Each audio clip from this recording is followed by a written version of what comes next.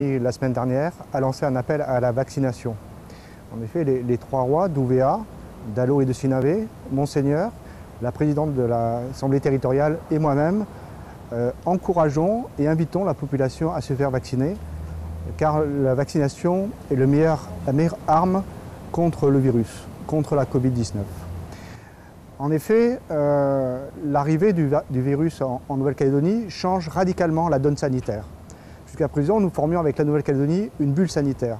Nos deux territoires étaient exempts de Covid. Ce n'est plus le cas aujourd'hui.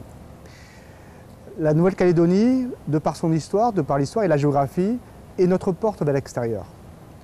Le territoire a besoin, pour fonctionner, de faire venir des marchandises, de faire venir des personnels professionnels, des techniciens, des équipements qui soit viennent de la Nouvelle-Calédonie, soit de la métropole, mais passent par la Nouvelle-Calédonie. Donc en urgence, nous avons suspendu les liaisons aériennes, mais une fois que la vague épidémique sera passée en Nouvelle-Calédonie, nous devrons recréer des liens avec la Nouvelle-Calédonie qui, pendant longtemps, ne sera plus exempte de Covid. Et pour ce faire, pour rétablir ces liens en toute sécurité, il y aura bien sûr des protocoles sanitaires, mais il faut également se vacciner parce que ça renforce notre protection. Pourquoi ? Tout d'abord, une personne non vaccinée contamine davantage qu'une personne vaccinée. Or, nous savons que le risque zéro n'existe pas, que le virus sera présent pendant longtemps dans la région et peut rentrer à tout moment sur le territoire. Et donc, pour éviter que ce virus, lorsqu'il rentre, contamine un grand nombre de personnes, il faut se faire vacciner. Parce que plus le taux de vaccination est élevé, moins le virus circulera rapidement et moins il y aura de personnes contaminées.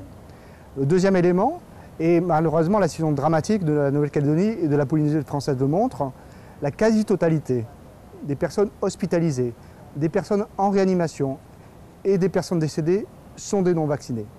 Donc, en cas où le virus arriverait sur le territoire, si on veut réduire la gravité de ses effets, il faut absolument renforcer la vaccination. Et puis, je le rappelle, pour aller en Nouvelle-Calédonie, il faudra se faire vacciner puisque c'est maintenant une obligation lorsqu'on veut arriver en Nouvelle-Calédonie. Donc ce territoire avec lequel nous avons tant de liens, à la fois économiques, sociaux, familiaux, nous devons recréer des liens une fois que la vague épidémique sera passée. Et donc pour ce faire, pour rétablir ces liens en toute sécurité, il faut accroître la vaccination. Mais le Conseil de gouvernance a rappelé d'abord que chacun est libre de se faire vacciner ou pas vacciner. Et il en appelle à la responsabilité et à la solidarité. Pour protéger sa famille, pour protéger ses proches, il faut se faire vacciner. Aujourd'hui, l'actualité n'est pas à l'obligation de la vaccination, mais elle est plutôt à convaincre, encourager, inciter nos compatriotes à se faire vacciner. Ça fait pourtant plusieurs mois qu'on essaie de convaincre et il reste encore un noyau dur des personnes qui campent sur leur position.